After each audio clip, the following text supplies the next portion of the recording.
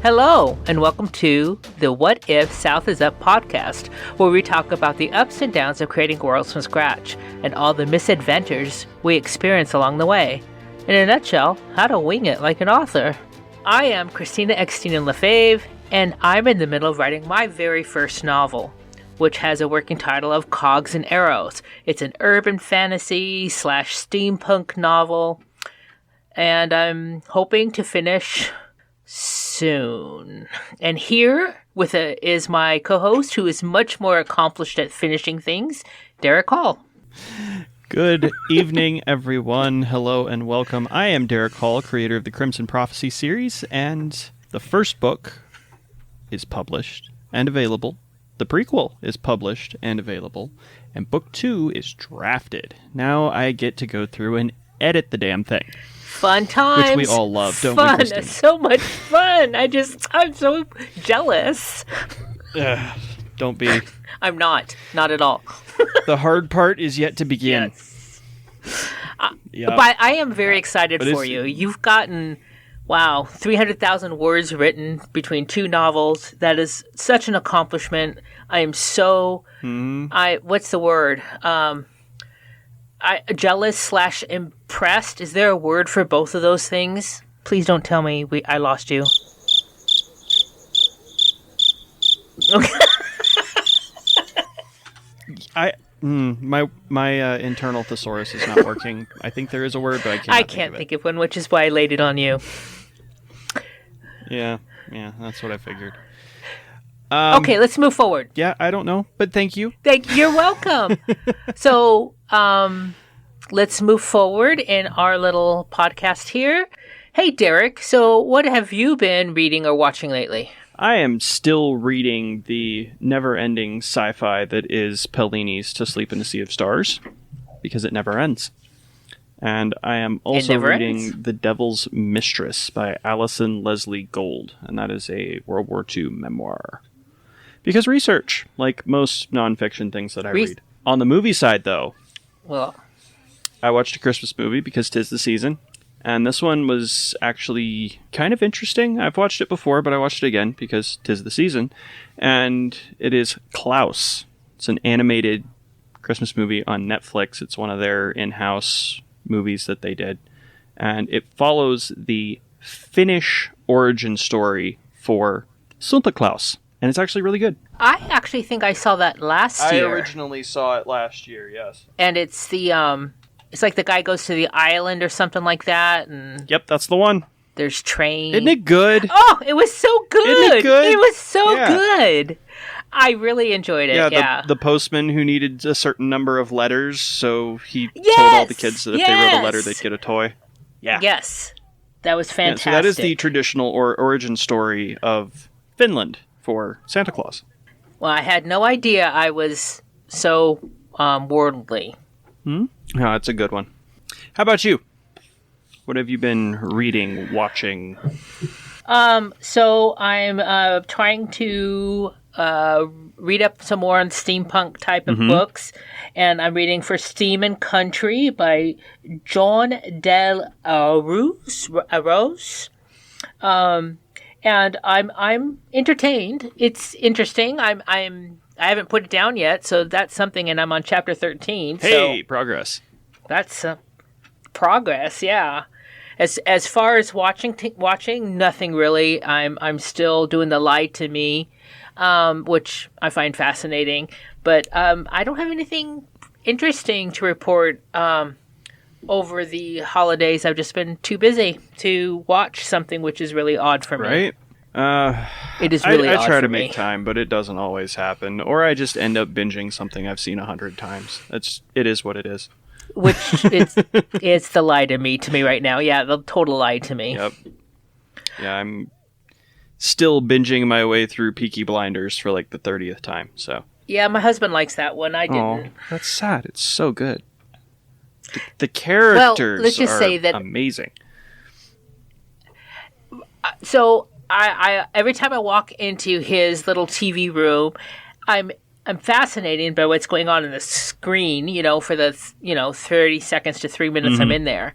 But I just can't imagine sitting down and watching it after hour because it's not my genre. It's not something that interests me. It's very gritty. It's a dark and gritty period drama is what it is, but it's really good. I enjoy it.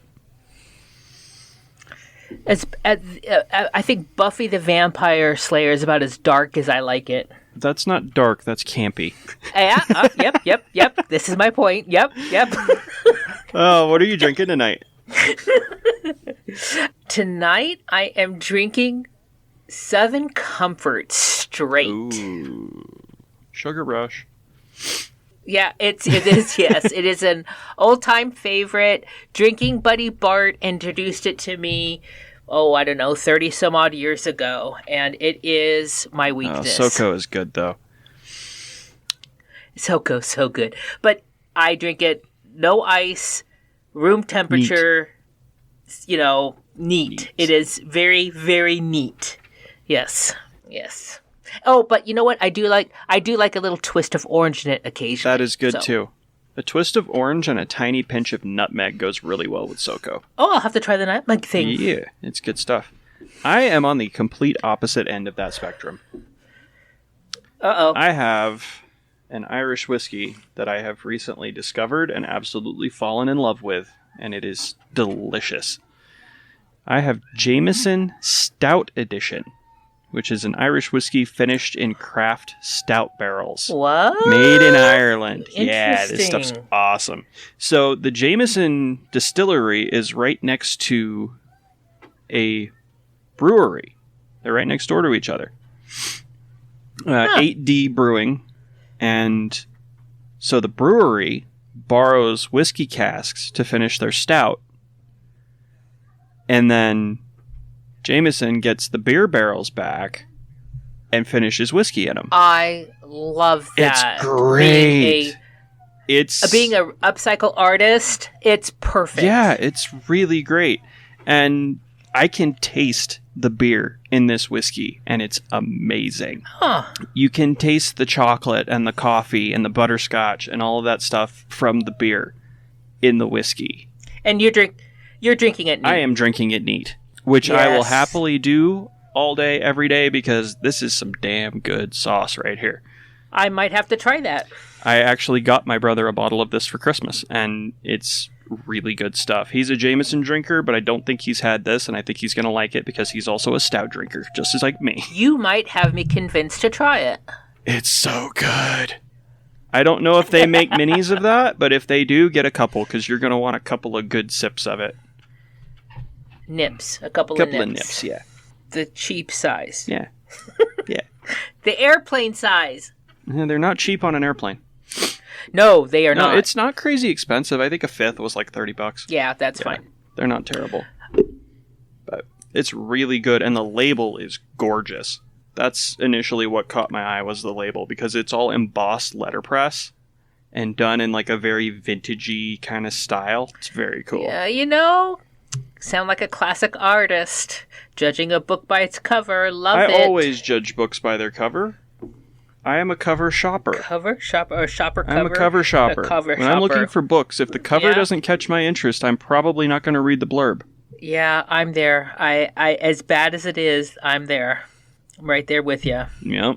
So, it's time for Darlings. Darlings, Dead or Alive. In each one of our episodes, we ask each other to read a line from our work in progress. We ask each other to read a line from our works in progress. It can be something that we're going to keep, or it can be something that we have to delete. But the most important thing is it's got to be a line that we love. And we are delivering it with no context, no explanation, and it has to be only a single sentence. So, Mr. Hall, do you have a line for us today? I do. I did the homework. All right, you ready? Yes. Watch your step. We walk on the bones of slaves. Ow. Oh my. That's I promise the book is not as dark as it sounds. It's not grimdark. Wow, that's pretty deep. Yeah. Especially, that's probably the darkest scene in that whole book. But now, is that going to be a keeper, or is it on the fence? Considering that The Bones of Slaves is the chapter title, it's not going anywhere. Ah. But it is a darling. I love that Nice. Line. Yeah, I like that line. Mm-hmm. What do you have? Something not as deep. It doesn't have to be deep. It can be funny. I started this off with a cursing wounded duck. Yes, you did. And squirrels. Okay. Mine is whale's balls. Where'd it go?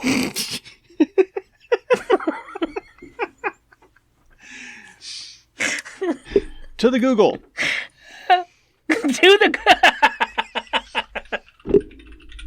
That's my line for tonight. Very short and sweet. If nothing else, it gives a sense of... I knew the answer to this, but I wanted to know more of the answer of this, and this is a major digression which may bump our rating a little bit. But, right whales? Have you ever heard of a right whale? No. Okay. Yes. I think... Yes, I have, but I can't remember why. Right whales have the largest testicles in the animal kingdom, reaching a combined mass of 1,000 kilograms. Okay, for us dumb Americans, how many is that in pounds? To the Googles. 2,204.62 pounds. So it's a ton. That's a ton of balls.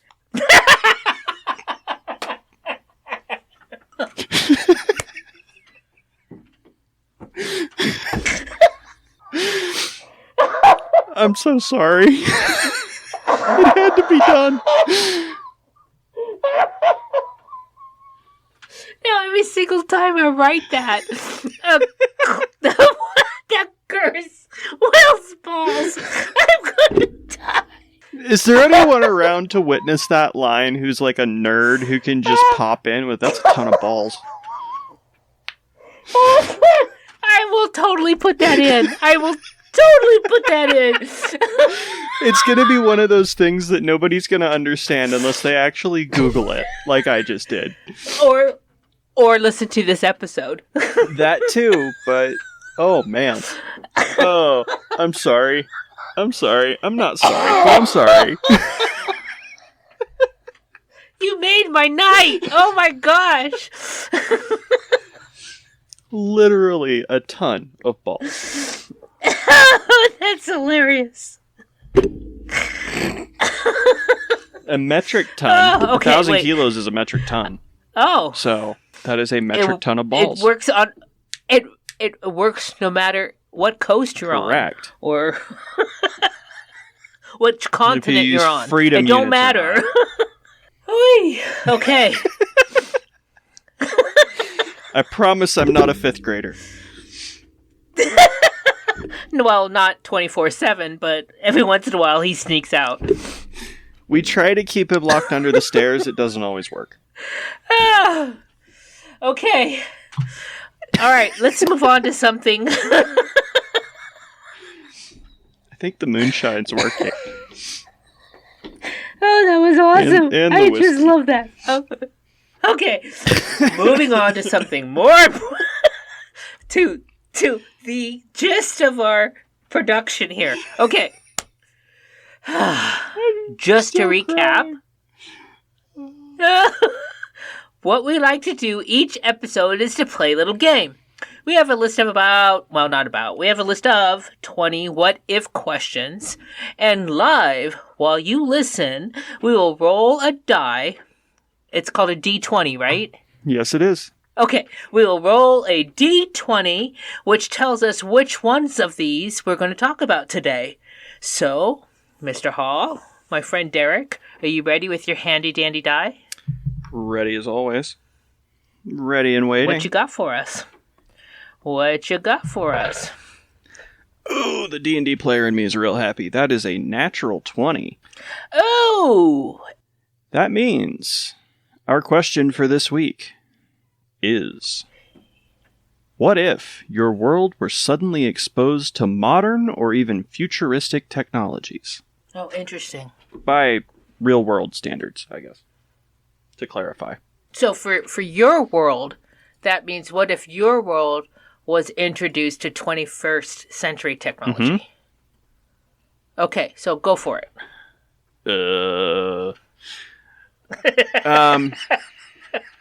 Whales balls, get it going. That's a ton of balls.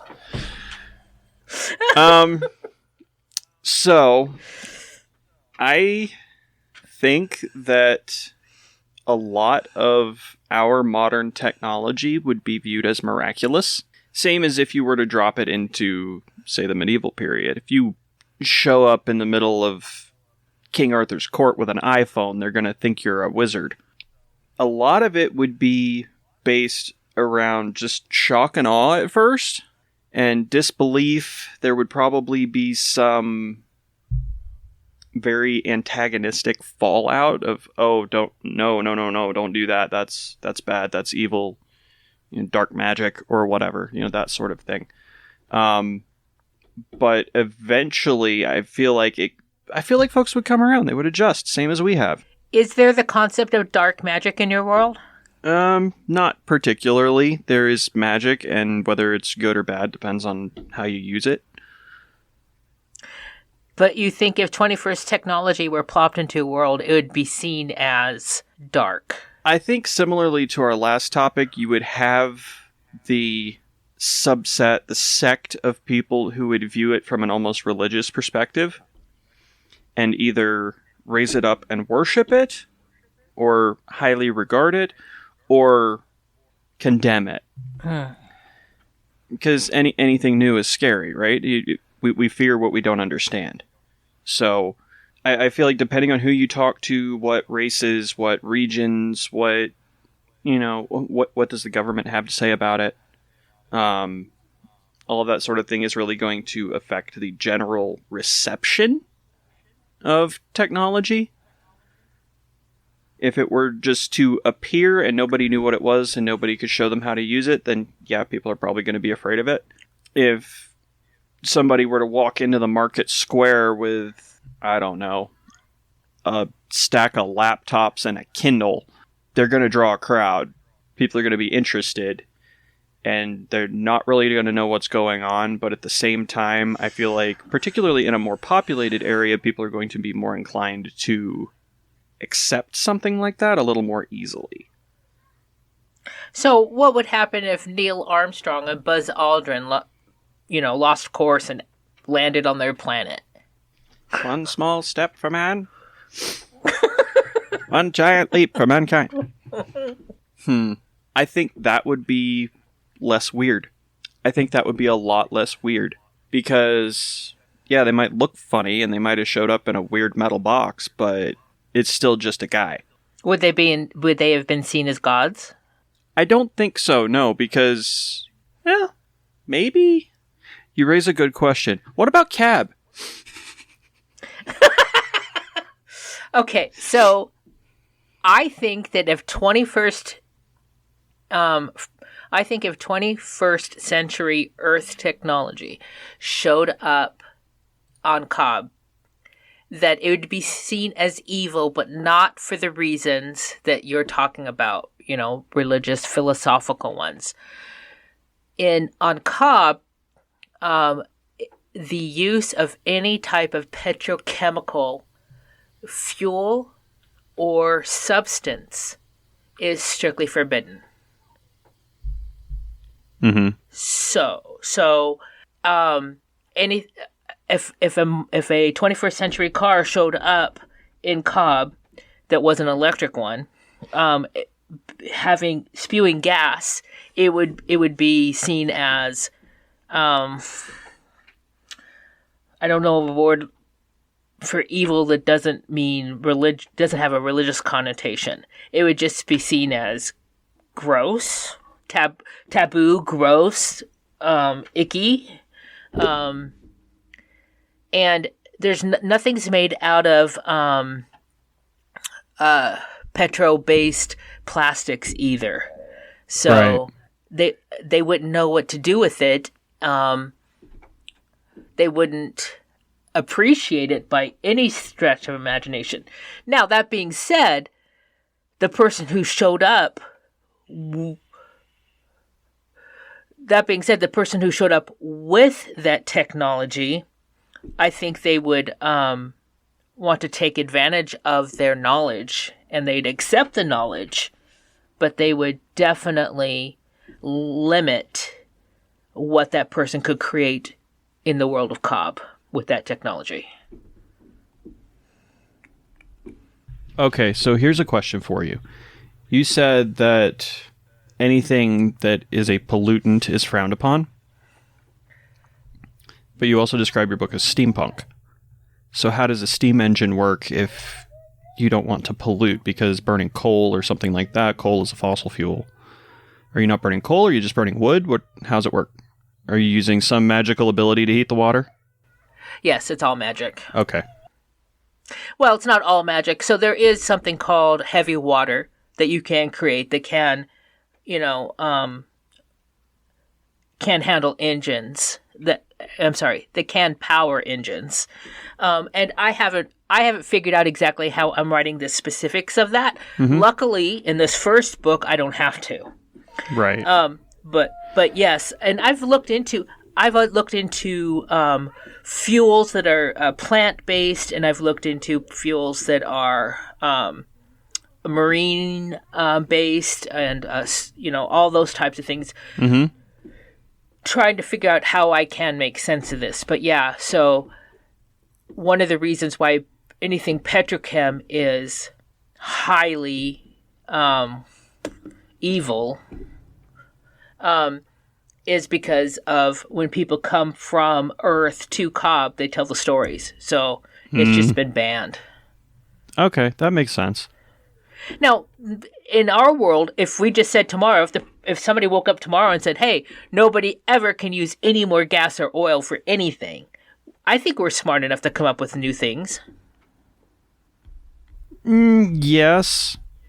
We could come up with new things. Implementing them would be extremely difficult, and if you just outright banned the use of petroleum, our entire economy would collapse immediately. Oh, I don't disagree with that, but that's not my story to worry about. That's not the point, but that's not my story, right? Exactly. But so I think that if I love this idea that I was reading about these people in. I wish I can remember the place at the moment, where they intentionally build houses that only last a year. And then the materials are returned back to Earth every single year. Everything has to be compostable. And so if you think about what that means for your lifestyle, right? You have this house that you know is going to not be there next year. So how many possessions do you really want, right? How many do you really crave? And how does that change your whole lifestyle and your perspective? So I just find that concept really interesting to me. No, that's definitely an interesting idea. I have several. I say several. I have 2 cultures in my series that are very nomadic. Mm-hmm. And basically everything they have to take with them. So it's a matter of, what do you really need? Shelter of some sort, whether built, carried, found, whatever. You need some sort of shelter, you need food, you need tools if your culture uses tools, that sort of thing. But beyond that, you really don't need that much to live. Right. I spend a lot of time outdoors when I can, less now with a kid, but I did before. And I've spent several weeks out in the wild with just what I could fit in my pockets. So you don't need much. So so going back to the original question, mm-hmm. What happens if a futuristic technology was introduced to your world? I think that in order for me to answer that question, I'd have to say that it wasn't 21st century Earth technology. It'd have to be some kind of technology that's even further along, because they've already decided that some technologies aren't worth the risk. Yeah, if the crew of the Enterprise beamed into the middle of town square, right? I don't bearing gifts. Okay, I think that's a great example. I think that if people from another planet were to fly in on their spaceship or beam in, I don't think my people would be ultra bothered by that. Probably not. I mean, you're already dealing with interconnected worlds as it is, at least on some level. Right. So that's a good point. Everybody knows that some people come from this other parallel Earth. Yes. Yeah. Everyone goes up knowing this can happen. Yeah. Yeah. So I don't think your world would be too flustered. I think my world would be a lot more flustered, and I think my world would be a lot more afraid. At least the general populace would be afraid, because it's already a world not unlike our own or our own history, where anything different is either feared or frowned upon. Right. They don't know how it's going to impact everybody. There's a lot of racial tension. There's a lot of economic tension. There's a lot of straight up desire to eradicate certain people. So if something completely foreign showed up, then yeah, there's going to be problems.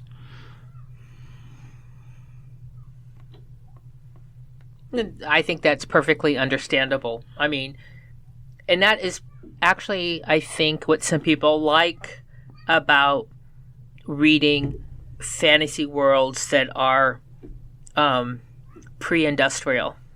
Mm-hmm. I think that intrigues people to see how pre-industrial type of societies and cultures interacted without all of this, for lack of a better word, all this noise we have going on in the 20th and 21st centuries. Yes. Yeah, very much so. On a similar note, and I probably should have mentioned this last week, but there is a lit RPG series that I enjoy reading, perhaps a little too much. He Who Fights with Monsters, I've mentioned it here before. Book 8 just came out. I'm super excited. I have it. I haven't read it yet because I'm still working on the damn Pellini. But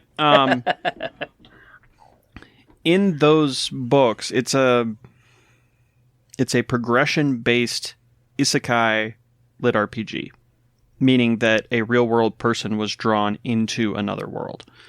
So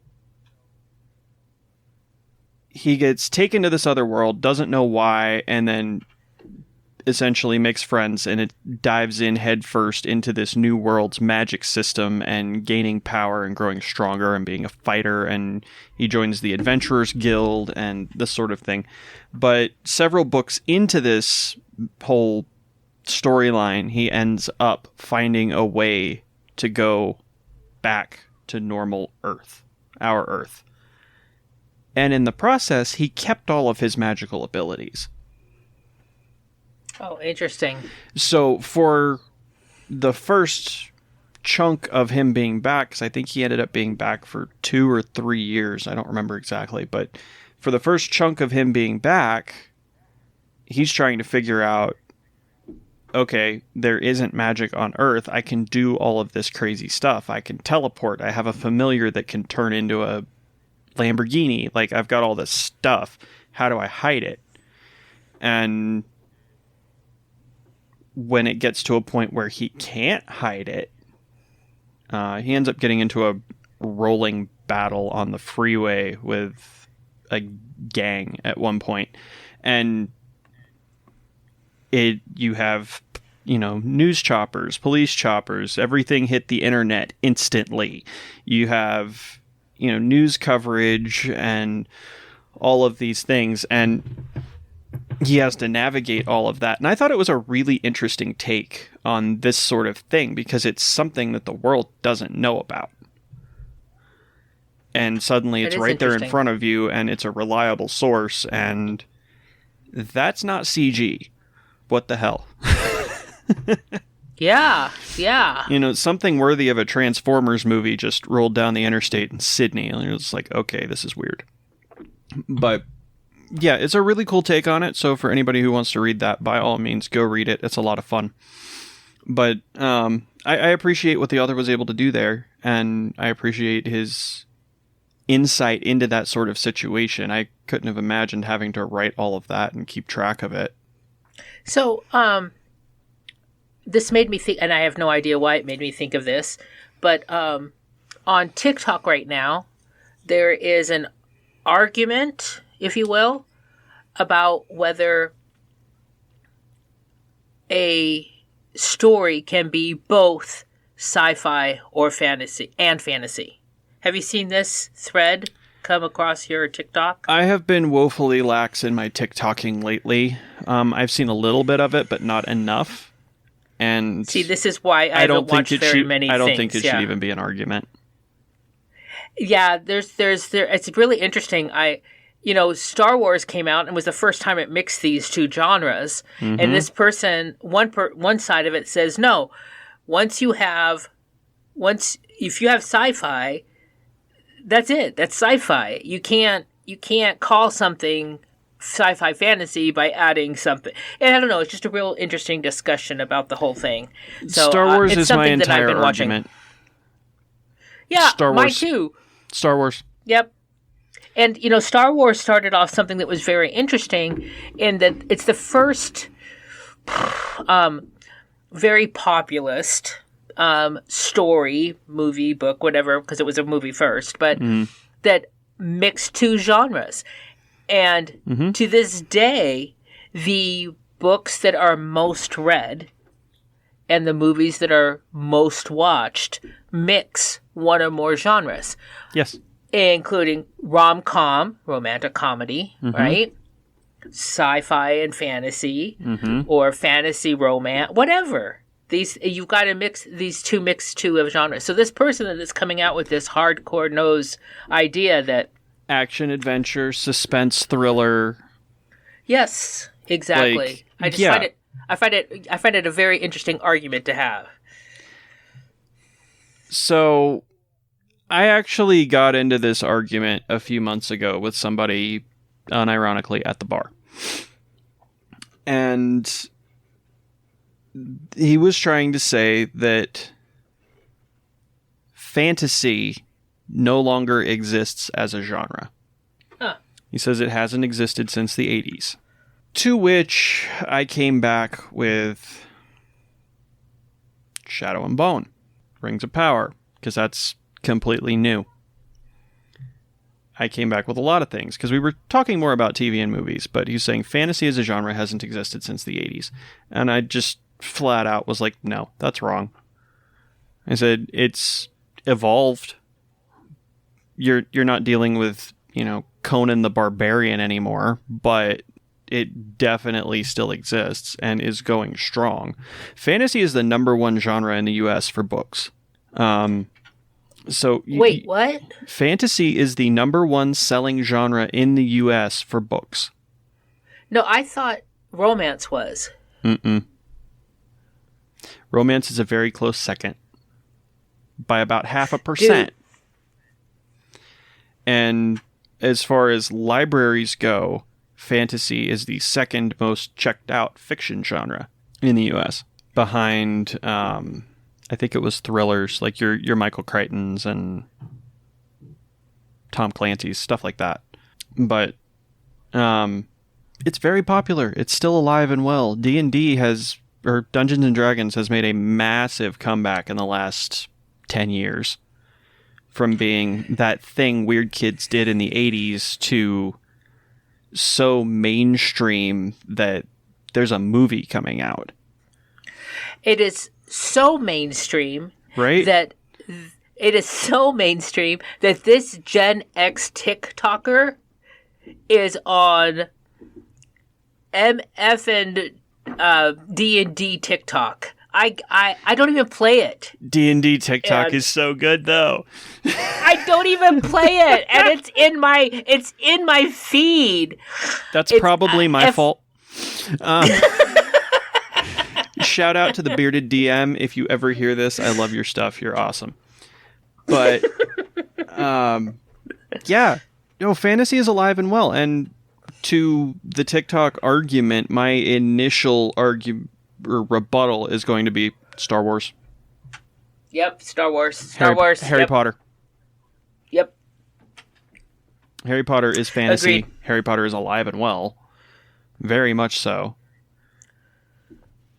And okay, so we got off on a really long tangent, but I gotta say, that was very interesting. It was a good tangent. It was a good tangent. It's only been I was wondering, 15 minutes. I was wondering if you would like to tell everyone where they can find you and your books. Should you decide that you lack the good sense to avoid me, you can find me pretty much everywhere online at Derrick Hall or on my website, derrickHallAuthor.com. My books in the Crimson Prophecy series, both Book 1, Ketron Odyssey, and the prequel, The Trials of Tiarsis, are available on Amazon. And I think that's about it. What about you, Xtina? Well, you can't find my books anywhere yet because I haven't finished one, damn it. But when I do, you'll be able to check me out. Slacker. When I do, you'll be able to check me out on my website at uniquelyxtina.com/author. You can find me on TikTok at uniquelyxtina. I also have a TikTok author page, CX Lefebvre author, but you can still get me by going to Uniquely Xtina on Facebook or all the other socials. All right. And with that, I would like to also offer anybody listening, we are a world-building podcast made for and by newbie authors. We're always looking for new authors, and I'm talking about not just new people to us, but new authors to come on the show and be a guest and answer a what-if question. If you're interested, you can email us at whysouthisup@gmail.com. You can leave a message in one of these threads. You can leave a message in one of the podcast threads, or you can contact us at any of the socials we just told you about. Yeah, and also if you go to the podcast page over on my website, previously listed, there is a link to our guest sign-up form. So if you want to skip the line and go straight there, that would be the way to do it. Oh, and don't forget, we have a Facebook What If page. We do have a Facebook What If page. Yes. Yes. What If South is Up podcast on Facebook. Get your snippets, your tidbits, your sneak peeks, and all of the pertinent podcast news. All the things. Brought to you by technical difficulties. And Wells balls. All right. It's been fun. And we will see you guys next time. Xtina? Next time. Go home. You're drunk. Go home. Bye-bye. Bye.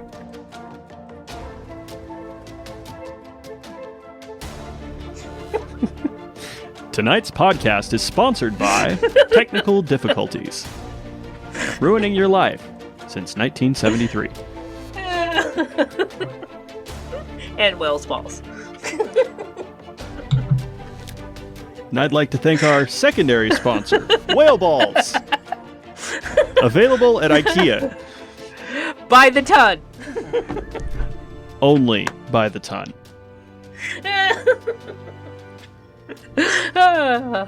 Okay, I think we're done.